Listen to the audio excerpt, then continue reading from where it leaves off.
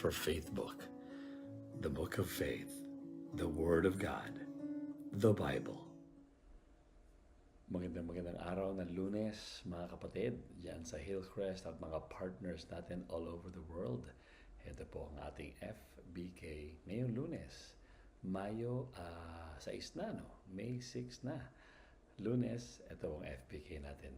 Hinango sa Roma, Kapitulo 15, talatang 30 hanggang 33. Ang sinabi ni Apostol Pablo sa mga Hudyo at mga mananampalataya sa Roma ay ito.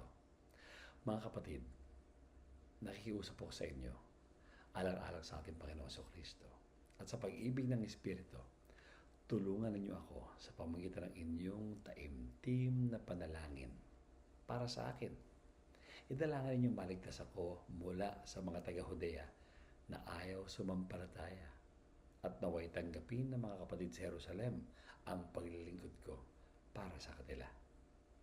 Sa gayon, kung loloobin ng Diyos, masaya akong makararating diyan at muling pasiglahin sa inyong piling. Sumayin niyo nawa ang Diyos na pinagmumulan ng kapayapaan. Amen.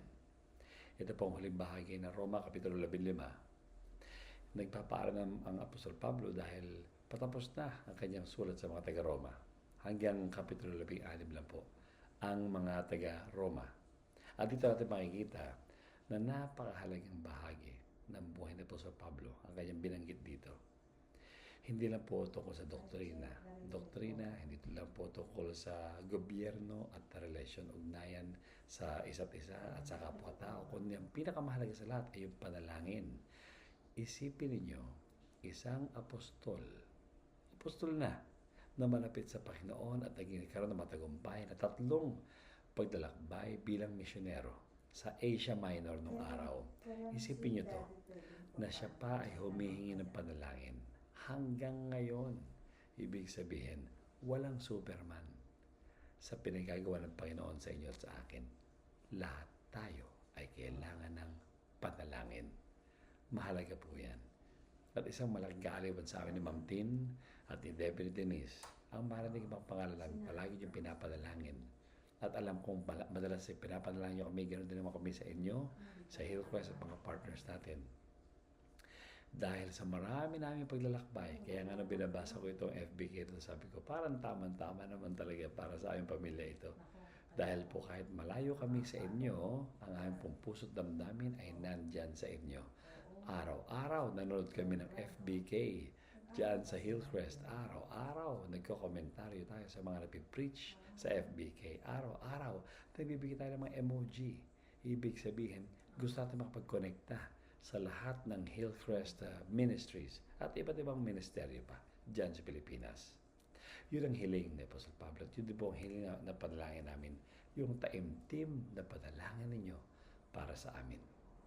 Pero kaibahan nito, si Apostol Pablo, meron siyang hinihiling na yung mga taga-Judea, yung mga mga panatiko sa doktrinang Judaismo o Judaism, ay ilayo siya doon.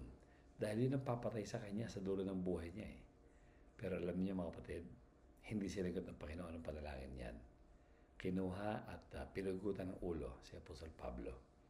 Alam natin na natapos na ang kanyang paglalakbay at natapos na po ang kanyang trabaho. Pero alam niyo, ang pinakamasarap diyan, alam natin na kahit sa dulo ng kanyang buhay, humingi siya panalangin, binigay naman ng mga kapatid sa taga-Roma ang panalangin kay Apostol Pablo at hindi sila nagkulang.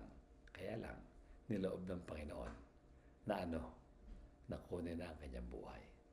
Sinabi sa talata 32, sa gayon kung loloobin ng Diyos, masaya akong makakarating dyan muli at muling pasiglahin sa inyong piling.